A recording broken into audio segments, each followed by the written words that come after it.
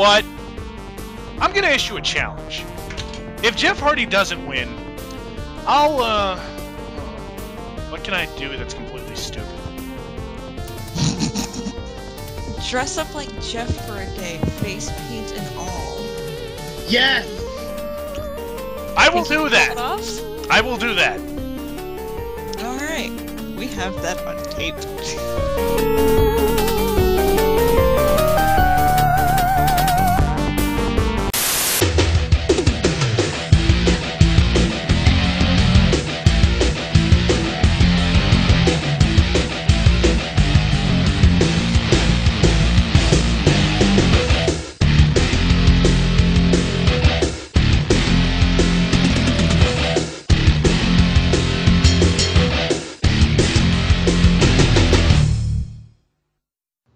Everybody, and welcome to another edition of the Dark Match. This time for TNA Genesis. Oh God, I don't want to talk about this. But as usual, I am No Leaf Clover, and with me tonight, I am the RXW intern, Mega Fighter Free. Or Skippy. I'm Christopher Says. Dark Matches, M of the M.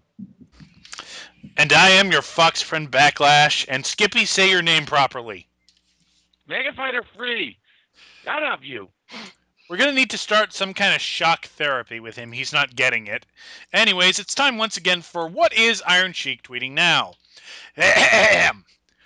The Tip Tipper is the real motherfucker. He believes in the God of the Jesus like the Sheiky. He's no piece of shit like Ultimate Warrior. So, apparently Sheiky Baby, likes the Tim Tebow. You know, you would think that he wouldn't like Tim Tebow because Tim Tebow doesn't drink, doesn't curse, doesn't consume massive amounts of cocaine. You see, this goes back to what I said a long time ago. There are two modes to the Iron Sheik. Football and fuck Hulk Hogan. This is somewhere in the middle. It's football with fuck the Ultimate Warrior. So you mean to tell me that from the month of February until the month of August, it's going to be nothing but fuck Hulk Hogan? I can live with that. It gives us plenty of material. I guess so. Yeah. Yeah, unlike this pay-per-view. Oh, God. As you can tell, we're kind of depressed. You know what? We're probably overplaying it a little bit because this pay-per-view, it wasn't that bad. I mean, it was boring at parts, but it wasn't, like, fucking horrible, you know? It was boring at parts, okay at parts, but to top it all off was something fairly, a little bit depressing. Yeah. It was just one great big meh. Yeah, I guess so. I mean, the two headlining matches had very disappointing finishes. Not even really just the result, but hey, like in terms of the main event result, I almost wonder if we're really just disappointed because all of us were wrong and we really expected them to go the low road and just give Jeff Hardy the belt right off. But we'll get to that when we get to it. We started off with a pretty fun X Division 4-way dance between Zima Ion, Kid Cash, who I don't care about, Austin Aries, and Jesse Sorensen, who I don't really have much reason to care about. Zima Ion and Austin Aries, that's pretty much all I got to say about this match. Is that a good thing or a bad thing that you're talking about them, though? I mean, it seemed like Zima Ion ultimately didn't seem like I think it came down to Austin Aries and Jesse Sorensen, and that's great if you want to have a heel against a face, but it's clear that their priorities lie towards Zima Ion, and I mean even if he's a heel right now, he could get over pretty easily with the crowd, and they could just dust it under the rug, but like I don't think they're really showcasing him as much as they should. Like I think it should have been those two duking it out. And for not for nothing, but people cheer for Austin Aries all the time. areas all the time, so he's not doing the best job. Yeah. I'm going to be honest. This match was a little bit too spotty for my taste. Like there's one part where Austin Aries is going for his pendulum elbow thing, but he milks it for like a full 30 seconds just so Sorensen can get up on the top rope and jump him from behind. Oh yeah, that was the worst part. But there was actually a bunch of like where three people are duking it out outside and someone does a splash. That was actually not in a way that we're waiting for someone to hit us. Like that seems a lot more spontaneous than that kind of thing usually is. So I guess as far as matches to open the show go, this match was fine. It wasn't anything special, but it was fine. And I guess that's something positive about it. Yeah, I will say though that they probably should have switched it with the tag match to make us feel a little bit better towards the going in later to the show. Yes, because this is going to get much worse. Oh yeah, and by the way, everyone, Rick Ross is here. What the hell? What the hell was up with that? Was he like an invited guest, or did he just decide I'm gonna go watch me some Impact? Well, Rick Ross is a Floridian, isn't he? Like I'm sure. Yeah, he's from Florida, and he's the biggest boss that you've seen thus far. Yeah, but I don't know. That just seems like a weird choice to do in between hustling. Yeah. I just told a rap joke and no one got it. God, I feel no, Leaf. It's not your fault. We are all just very, very white. But yeah, another deficiency though with this match is that like there seemed to have been they seem to advertise as a four corners match, which it wasn't. That's just one pinfall to a victory. This was a four-way dance where every pinfall is an elimination. I honestly don't think they even know the meaning of four corners match anymore. Yeah, and of course, because sometimes it's an elimination match, sometimes it's just a fatal four-way, sometimes it's an elimination match. They just don't have a fucking name for all those matches, so they just call them all a fatal four-way. And even so, four corners match. A four corners match involves two people in the ring with two people on the apron, and like it's almost it's either lucha rules or tag. Like it's like you pretty much anyone can tag anyone and like take themselves out and bring themselves in. That's a four corners match, not just. And that would have been stupid, but still. Yeah. That's what they said it was going to be. But yeah, for the first elimination comes when Z-Mayan does a 450 on Kid Cash. Good. He's definitely the most insignificant part of that. Fine. Second elimination comes when Jesse Sorensen has put Zion in a small package. Okay, fine.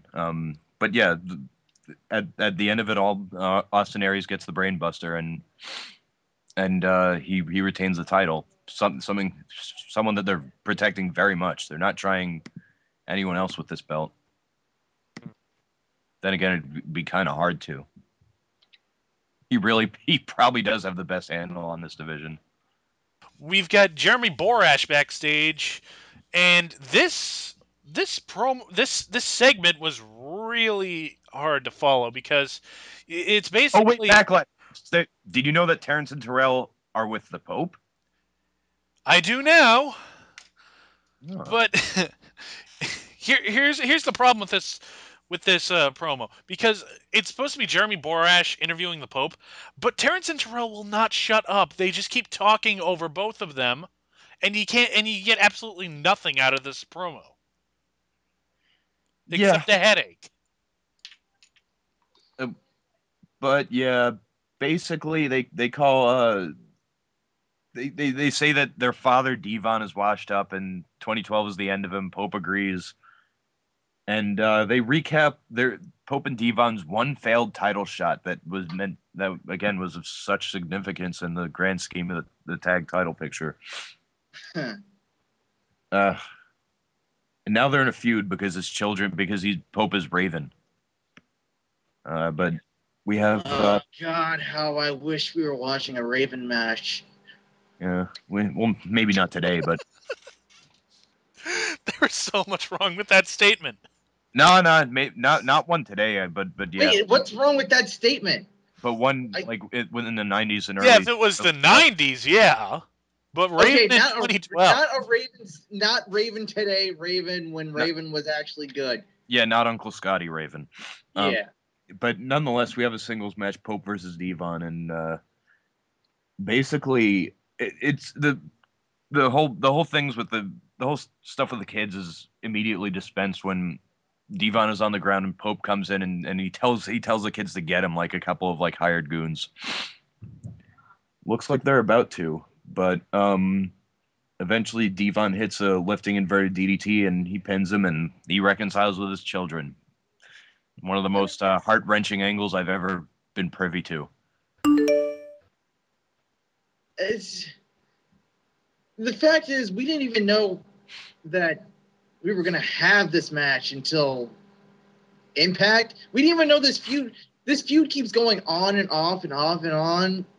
I don't think any of us actually knew that we were gonna have this fucking match on the pay-per-view until it was announced, and then I can't explain all the fucks that I did not give that this match was happening. I mean, I almost wonder if like this was an explosion feud, which It probably was. I mean, I know that there had been segments on Impact, but they happened so long ago. In fact, I don't think we've had anything in between now and Final Resolution on Impact with them. Well, actually, I think we had for like 2 weeks, I guess, and then they vanished for another 2 weeks, and then suddenly here we are at Genesis with them feuding again. It's like if you guys don't care enough to put the feud on TV, why the fuck should we care? But there we go again, using logic. yeah, I mean, the one thing that's good about WWE's C shows, Superstars and NXT, is that the feuds on there don't friggin' spill onto the pay-per-views. Not even on dark matches. Like they understand that since they're not on TV, they won't get near the amount of exposure that Raw and SmackDown do. So they keep them off. But yeah, Jeremy Borash is interviewing Sting backstage after this match when Velvet Sky comes in and interrupts them, talking very frantically about an idea she has. Well, first of all, about being the new Knockouts VP after Karen was let go. And Because then, we need one of those. Basically, it just, well, she was talking like a mile a minute, but basically, she has an idea because Madison Rayne and Gail Kim, Madison Rayne's been getting involved in Gail Kim's matches. Duh, that's what the heels do. So she's got an idea for a match. She doesn't tell us what it is because she whispers it to Sting, but it's described as the Velvet Touch match, which, when you really think about it, sounds really creepy. We'll get to that after this, because now we've got something nobody gives a shit about: Gunner versus Rob Van Dam. yeah, what they're Fuck. Wow, I can actually hear No Leaf not giving a fuck. and I don't like falling back on TNA hate. Like I often get a little peeved when people like insult performers because I think there are a lot of good performers here tonight, just in completely jumbled, haphazard situations. Fucking Well, yeah, but it's basically TNA not knowing how to work with what they've got, and that's always been their biggest problem. You know what we actually forgot about though? After Velvet Sky, Sting basically puts Jeff Hardy the hell over, saying he's rebuilded his bridge of trust. Rebuild it. Wow. Yeah, he's a changed person and he's reached new heights.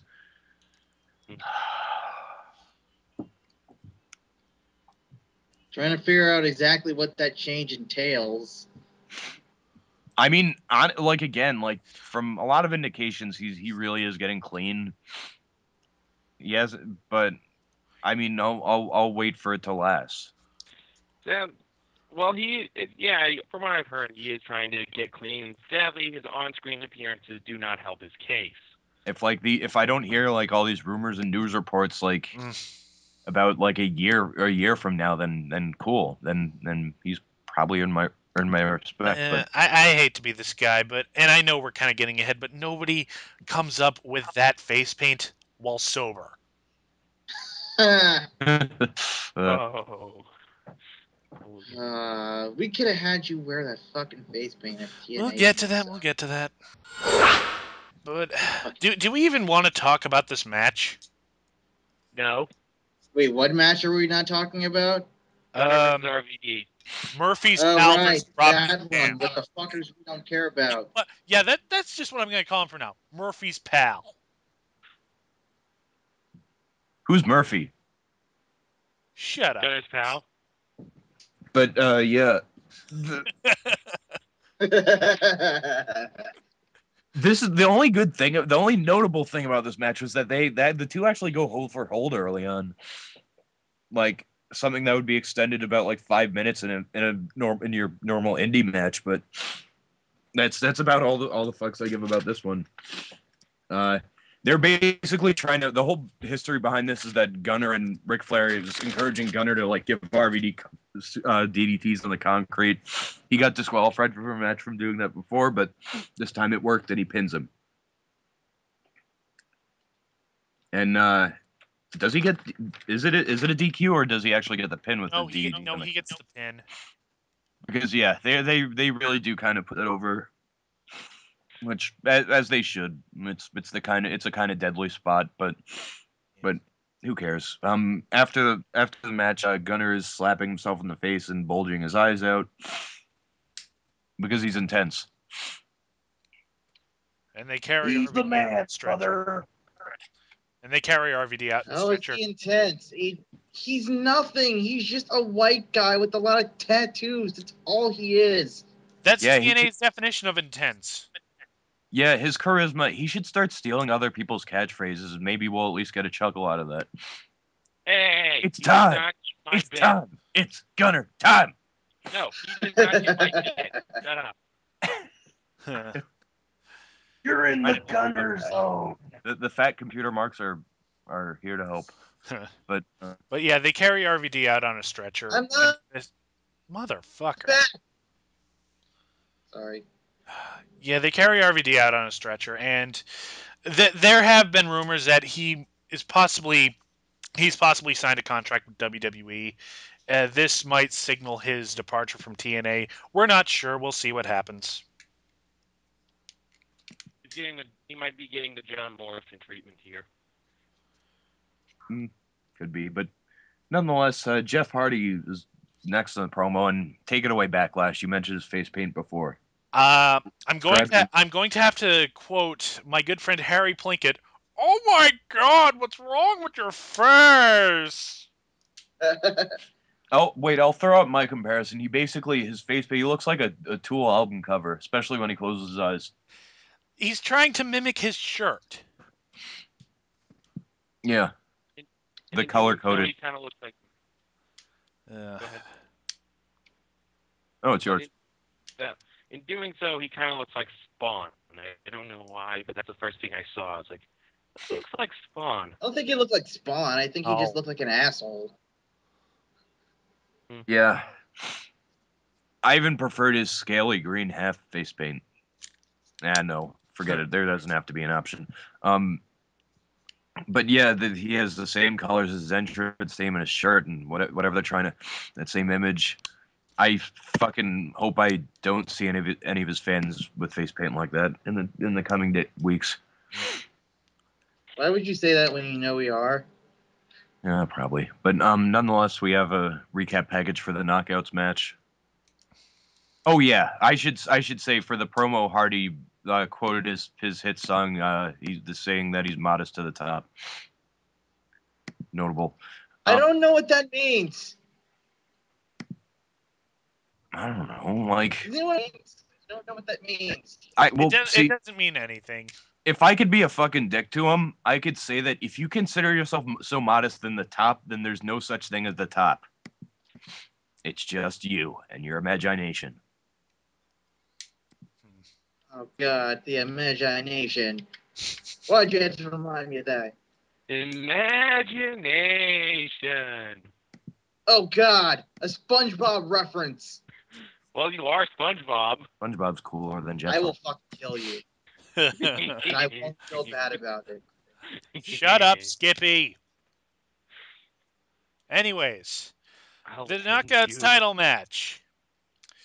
It's Mickey James versus Gail Kim, and we find out what this Velvet Touch thing is. It's a penalty It's the box penalty match. box. Yeah, nobody remembers that shark cage match between Robbie E and Jay Lethal with Cookie hung up over there. No, She's nobody not does. able to do anything. You do remember the penalty box, though.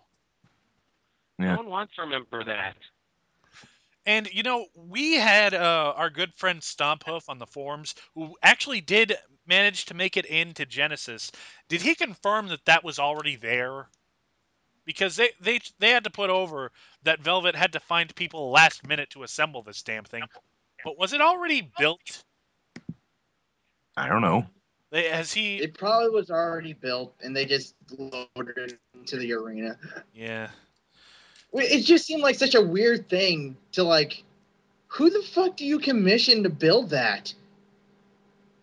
Like, she doesn't really have any authority in TNA, so It doesn't matter that she doesn't have any authority in TNA. They're just letting people do whatever the hell they want. I'm calling it Eric Young syndrome at this point. It will accept the people aren't, unlike Eric Young, aren't able to handle doing anything they want. Huh. But this Gail Kim versus Mickey James match, can't say there was much notable about it. I thought it was a good match. Yeah, I mean, it was a damn good match until you get to the finish. Which Oh, is look, that a happened lot. in TNA again? Because Right. what happens at the end is they have Madison Rain in the fucking pink cage, and she tries to hand down a pair of brass knucks to Gail Kim, but the ref catches them and takes them away. And as he's going to throw them out, she throws down another pair. Now you think you know what's coming, but trust me, you don't. Because Well, we have to give him points for originality. yeah, it's originality, but it's still stupid. Because as Gail Kim goes for them, Mickey grabs them first, and in clear view of the ref, clocks Gail Kim in the head, getting herself DQ'd. And thus costing her the fucking championship belt. and furthermore, enticing a bullshit chant. Why? That was there is a new first in TNA. That was the first time I have ever heard a bullshit chant during a knockouts match. During a knockout. Yeah, I had to add that caveat. It's the first time I've heard a bullshit chant specifically during a fucking knockouts match. Yeah, because I was gonna tell you, do you remember that live Impact with Hulk Hogan and that stupid Steel Asylum match? There was a bullshit chant. But what But- what are they trying to accomplish with this? Were they trying for a heel face turn? I don't know. No one cares. I really don't. I can't come up with a storyline reason why Mickey would. I guess the only thing I can come up with is just that she is so freaking disgusted with Gail that she was willing to lose the title just so Gail could have some comeuppance or something. But You're thinking way too hard on this, No Leaf. yeah, that's what I'm saying. Like, I'm giving TNA way too much credit because I don't think they actually like think that far in advance. Like, oh, that would add an interesting layer. She doesn't care as much about winning the title as she does about beating up Velvet. Like, that would be beating up Gail. That'd be an interesting wrinkle. But this is TNA, so we can't have interesting shit happen. Figures make Russo's brain hurt.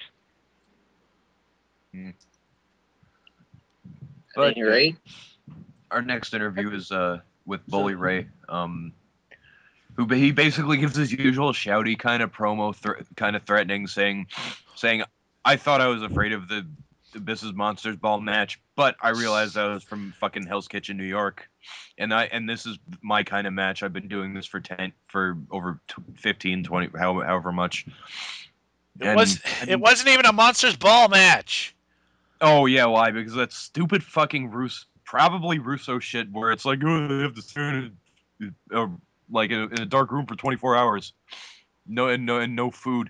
Like, And they come out. how the hell do you allow that to come off? Like, makeup? They ignored it for good reason. That's the kind of thing that you could leave behind. I guess that, like, now Monsters Ball match is just weapons strewn around the ring. But oh yeah, he says that basically says that he's the king of hardcore, but in doing so, he name drops Terry Funk and says that even over someone like him, I'm the king of hardcore. Why Terry Funk? They didn't allow him to reference Sandman or something. I mean, obviously, Terry Funk's reputation precedes him, but it's kind of weird. Like, he didn't throw out any other name. Well, really, who else could you mention? I mean, I know you just mentioned Sandman, but when you think Legends of Hardcore, I don't necessarily think Sandman. He could have said Foley. Yeah, Foley's in that's what WWE. I don't think they could get away with that. But they don't own the name. Dude, who in TNA would care that fucking Foley's in WWE? No, I think they might actually get sued. They can't get sued for mentioning the name Mick Foley. Yeah, they can't get sued for mentioning his name. They can get sued for using his likeness or something. But then I don't know why he didn't mention Mick Foley, but I don't have a problem with him name dropping Terry Funk. He is a hardcore legend. Whatever. Yeah. Okay. I mean, I guess it's just like he's just like, people like Terry Funk, and I'm bigger than them. I feel like I don't know. It's a nitpick. I'll admit it's a nitpick, but alas, Abyss and Bully Ray have the match. I actually thought it was good, well worked. I thought, however you feel about Bully Ray's promos, I know Tifus doesn't really take to him. A lot of people really consider he's been having his best, but I think his matches on pay-per-view have been pretty consistently good. I thought his match with Anderson and Bound for Glory was good. I thought, like, the two matches he had with James Storm and Robert Roode at that title. What was it? The Bound for Glory series? I thought those were exceptional matches, and I think it's good that he's come into his own as a singles competitor. But well, he was always. I think he was always talented. For as much crap as we give Bully. I used to like Bully Ray, and I used to think he was, capable of holding his own.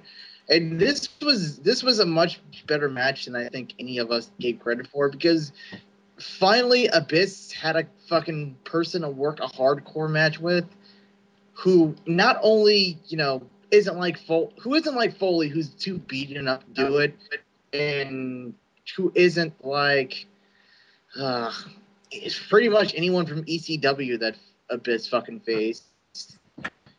Yeah, it's like Bully Ray knows how to work a hardcore match, and that's what really helped, because Abyss has been in some bad fucking hardcore matches, but this was well worked. All the spots made sense, and that's in a hardcore match. That's all I really want, is some sort of psychology and.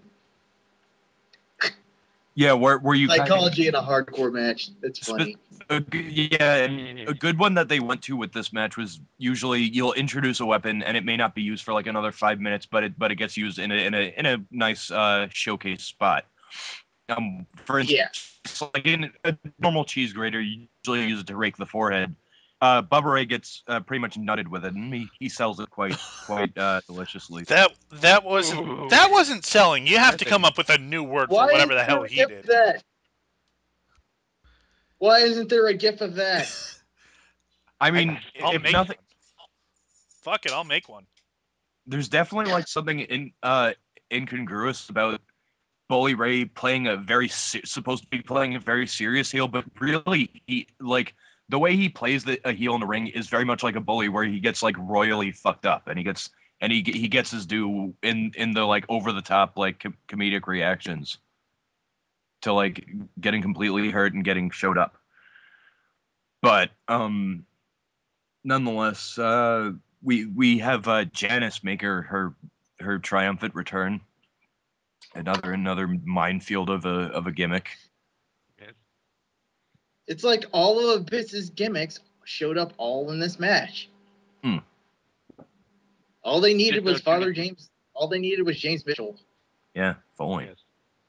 Yeah, no Judas Messias, thank God. Yeah, the only Oh. other thing they left was this friggin' old music, which is 10 times better for that stupid Undertaker Gong XP. But he brings out the thumbtacks, pours like Bully Ray takes the thumbtack bump, which I mentioned that night. Like if I was ever at all a wrestler, like in any capacity, even if I was working hardcore matches to a pretty good degree, I would never agree to do a to do a Oh, thumbtack hell bump. no. Same. Yeah, fuck that Well, at noise. the very least, Bully Ray, his vest probably absorbed a good chunk of it. Yeah. And at that point, he was probably just getting poked. But nonetheless, those bumps always look just horrible. Like Randy Orton, as much as as Oh I yeah, that was probably one of the worst thumbtack spots you could. yeah, a fucking bareback. Yeah, Yeah, Oh, that hard to like watch. it hurt like a motherfucker. That's why I don't let anyone give Randy Orton shit. Because I'm like, did you see that bump he took? Yeah. Hmm. But At any rate, yeah, but the finish to this came with a barbed wire board. Abyss gets the black hole slam on it, and he pins Bully Ray 1, 2, 3, and he's put over. Don't know where this will go, but well, there's actually going to be decent more match. to this a little later in the night. It won't come of anything, but we'll mention it when we get to it. Yeah, we have another backstage promo. Matt Morgan and Crimson, and they pretty much their intensity is once again yelling. Yeah, We're pumped. that's basically like the TNA default by this point, isn't it? Yeah, no one on their roster is able to do a nice calm intensity that like the sort of Jake Roberts, the sort of early Stone Cold. Randy Orton can do it, even though he's not doing it now. But yeah, they'll retain their belts. They'll beat Joe and Magnus despite how good they are. We have our tag team title match next, the culmination, I guess, of the whole wild card tournament. I didn't care about the tournament. This Don't match particularly care didn't about the culmination. interest me in the slightest. I barely watched this match. Okay. Yeah, I mean, Joe's always nice. Like, if anything, like what we could get from Joe is that like he never really gives a shit in his matches, which kind of makes his facial expressions that much better. Like he just comes off as nonchalant about the whole thing. He kind of comes off like, okay, whatever. I've been here before. Oh, look, something stupid happened. I'm not going to complain to Vince Russo about it. Yeah. I might be out for 30 days, but still be paid. Appear on Colt Cabana's podcast. Crimson and Matt Morgan retain. What more do you want? Basically, Backlash saw the future, and his prediction has so far been right. I can see the future, and I see disappointment in mine. Oh yeah, I see disappointment from the standpoint of the first main event match. Oh my god, Just the main event. James Storm versus Kurt Angle. That was a fairly hot angle. Wait, did we talk about the tag match? Not really. Briefly, but who cares? Okay. It's like the point of that is that like the only thing good that came out of the wild card tournament was Eric Young and ODB. Like still looking forward to that budding romance. Yeah, if they decide to do anything with it. But yeah, we've got Kurt Angle versus James Storm next. Before that, James Storm puts all his sunglasses, his hat, and his beer bottle in JB's hand. I forgot. Like he's like, "Don't ask me the question. I'll ask you the question. I'll ask you how you feel." And this didn't really lead to anything. And this man's not ready for the main event. Why? Exactly. TNA. Because you touch yourself at night. Because trying to cut back, I swear. That joke just got even more awkward than I wanted it to be. But that's why I'm here. He also James Storm also gets the crowd into a "You suck" chant for Kurt Angle. Too bad he doesn't have the music to make that "You suck" chant more. I don't know. Nostalgic. Yeah. Kurt Angle. If only you would get clean and go back to WWE, we would all be happy. Yeah, and if only you would embrace not being completely evil and unsettling, but Just how silly you are as a person. Come on, man. just be a funny dickhead like you usually you did that like maybe for one segment in this entire angle and it was good. Where you dressed up as a cowboy and started randomly kicking people. See, that's the thing though, Kurt. I can't remember where I heard it, but Kurt was always bothered by the fact that like in the WWE he was the goofy heel character. It always bugged him. So Wait, what did he want to be, Ken Shamrock? Apparently. Yeah, that guy went. I mean, but see, the thing is, there were situations in the WWE where he was like that. There are quite enough situations. It's not like he didn't endear himself to the "you suck" but chance. But about this angle, the whole idea is that Kurt Angle for some reason is put off by the idea that James Storm's finish is a super kick, and he's like, "That's not wrestling. Kicking people in the head is not wrestling."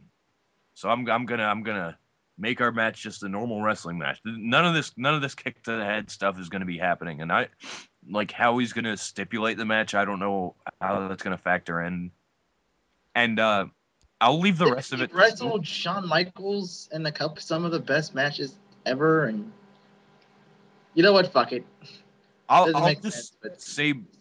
say my piece about this, and then you could talk about the rest of the match because I know you want to get to the finish. But basically, the biggest problem I had with this match was that within the first the match, the bell rings, and they put over the whole James Storm's last call super kick.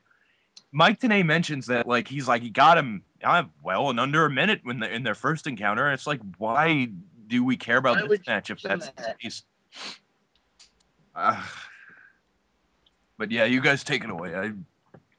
Okay, so one of my least favorite matches of all time is Triple H versus Booker T from WrestleMania 19. Yeah, 19.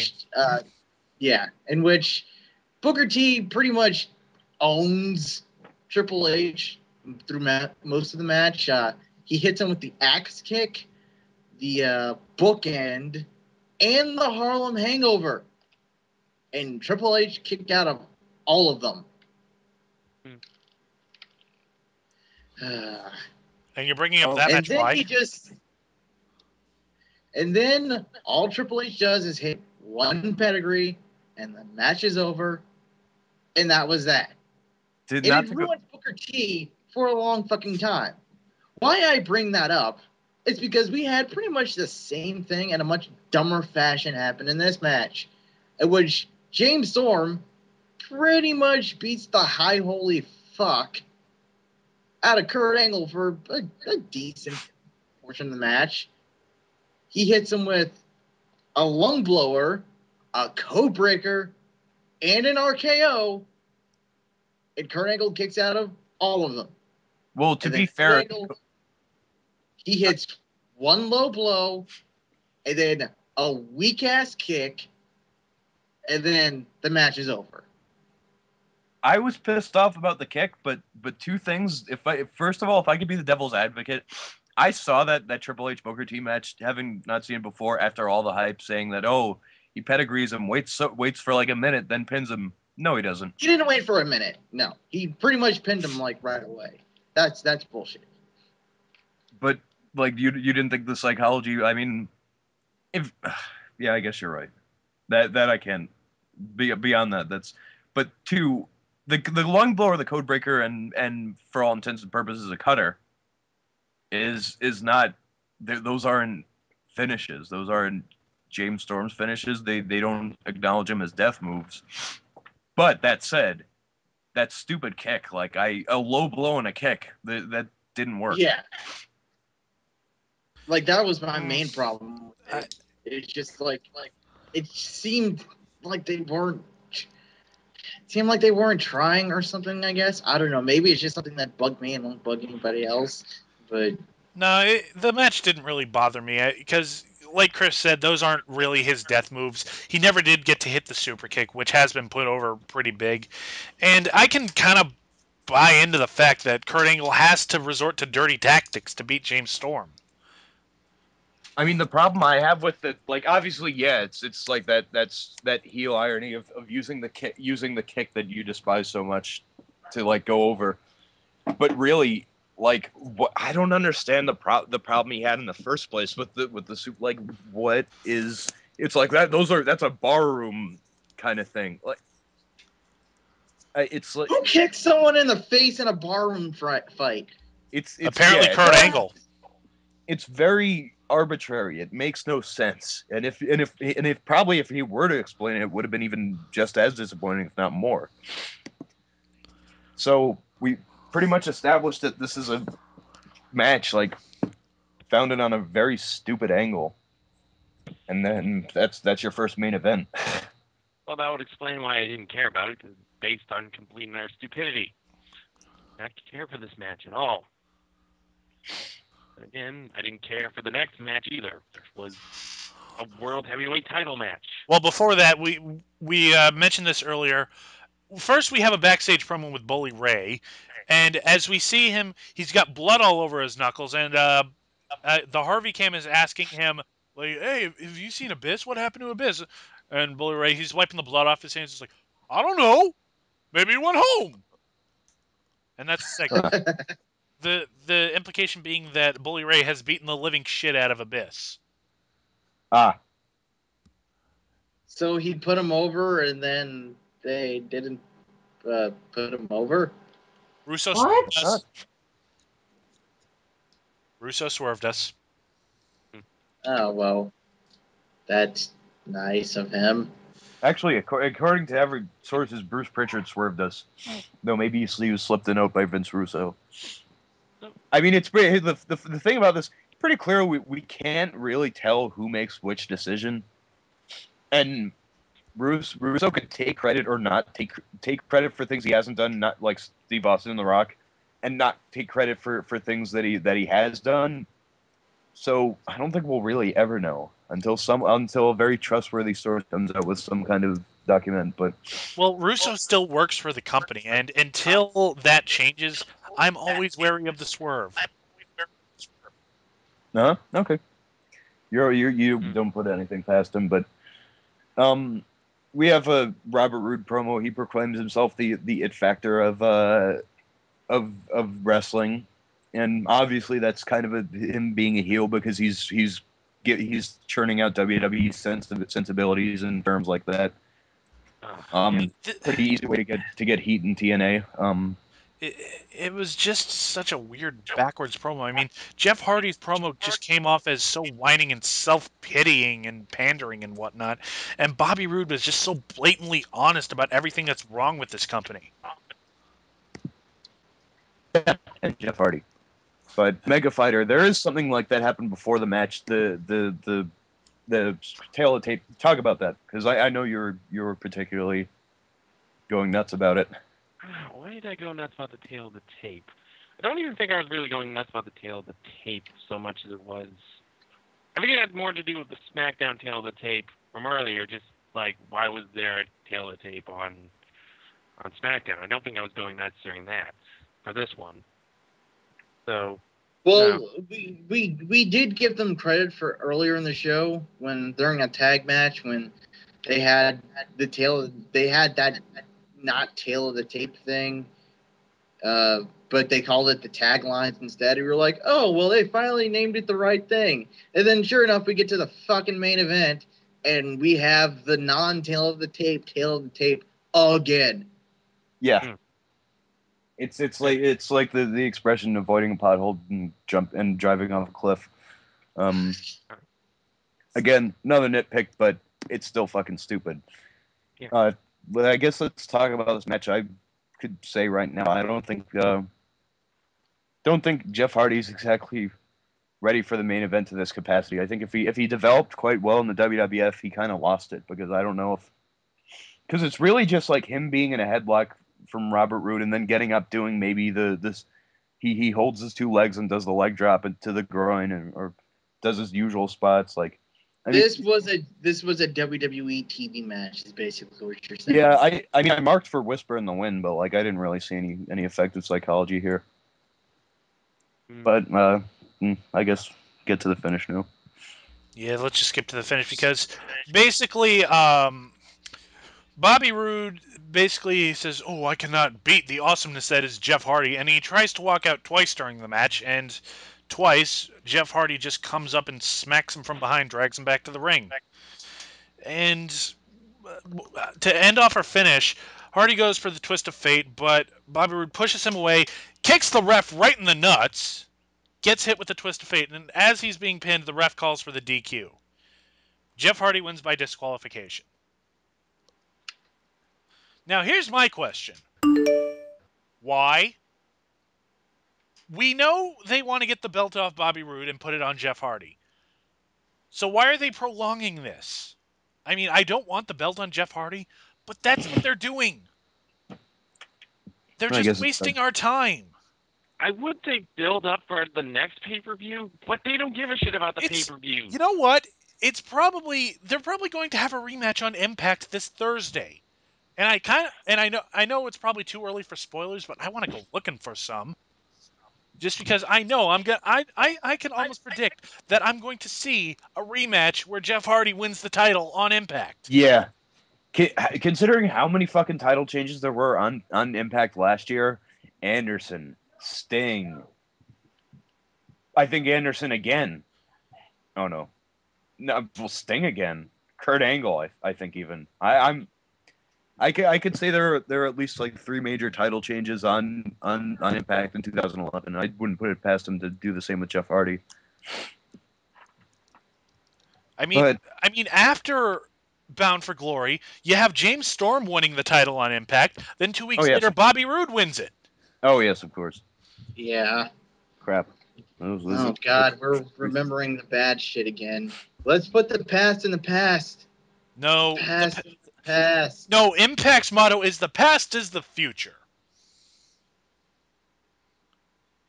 Yeah, but it almost this whole thing with the pay-per-view. I mean, I know the pretty much 75% chances that yes, Jeff will win it on Impact, but do you think that Hulk Hogan, when he was saying that Roode is not the future, was working everyone?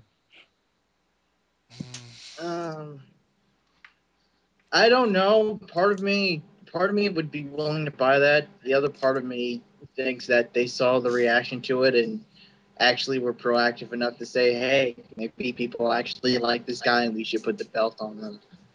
I mean, I'm glad at least Hogan's proactive enough to not be on TV since he turned face, but I'm quite glad about that. That's the only thing I'll give him credit to this day for. But yeah, they got Hogan doing exactly what Hogan should be doing. He's promoting the show. He's not on the show. Well, and if only they had done that when they first hired him, we could have avoided 2 years of bullshit. But yeah, Roode's still champion. Angle's still creepy.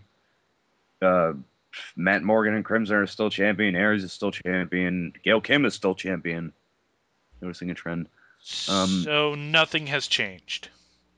Devon and Pope are still unimportant. Yeah, nothing changed.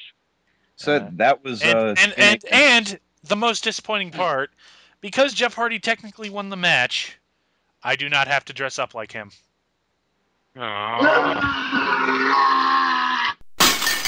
Yeah, you should have fine-tooth combed that contract.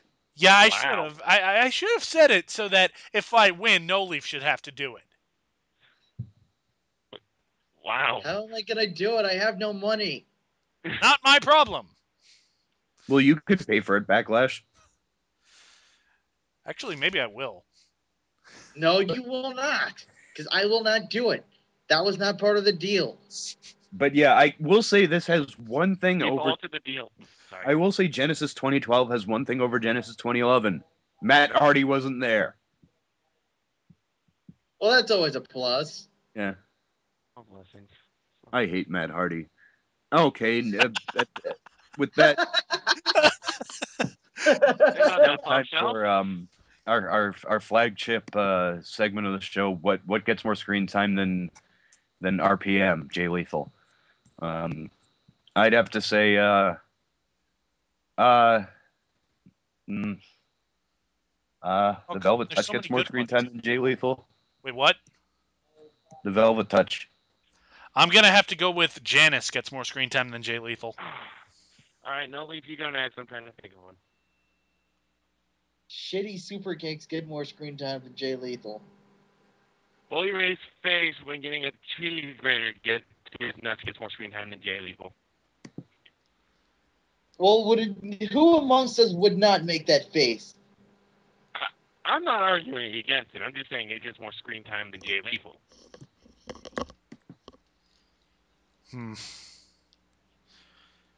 I'm depressed. I'm Christopher Oh. Says.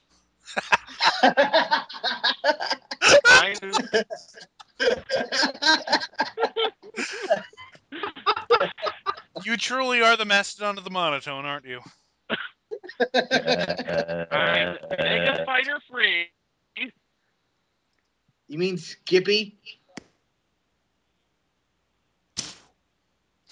And I am your Skippy. fucking friend Backlash, and that will do it for the dark match. I didn't say my name. No, I didn't say my name.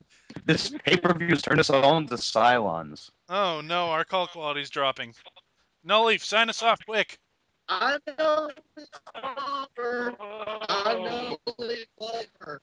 Good night and good luck.